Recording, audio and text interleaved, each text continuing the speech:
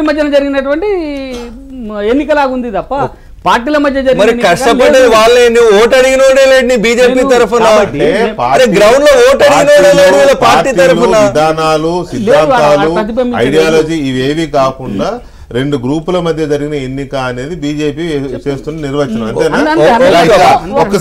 ఒక్కసారి బీహార్ కి సంబంధించి కూడా మాట్లాడాల్సిన అవసరం ఉంది. అయితే జూబ్లీస్ కి సంబంధించి హాట్ కేక్ ఎలక్షన్ కాబట్టి 4 రౌండ్లు పూర్తయ్యేసరికి దాదాపు 10,000 ఓట్ల ఆధిక్యతలో కాంగ్రెస్ పార్టీ అభ్యర్థి నవీన్ యాదవ్ ముందంజలో ఉన్నారు. గాంధీ భవన్ దగ్గర అప్పుడే సంబరాలకు రెడీ అవుతున్నారు. ఏదో కొత్త సంస్కృతి వస్తున్నట్టుంది. మహేష్ సరి తీసుకోండి, రప్పా రప్పా అని డైలాగ్స్ ఏవో వస్తున్నాయంట గాంధీ భవన్ దగ్గర.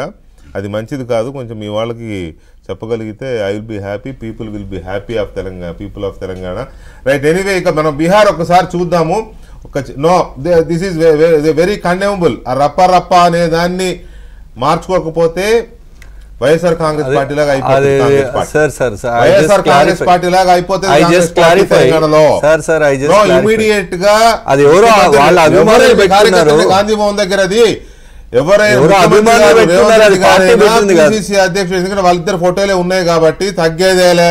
రప్పా రప్పా ఇలాంటి సినిమా డైలాగులు పెట్టి చేస్తే ఏపీలో వైఎస్ఆర్ కాంగ్రెస్ పార్టీ లాగా అయిపోతుంది. దయచేసి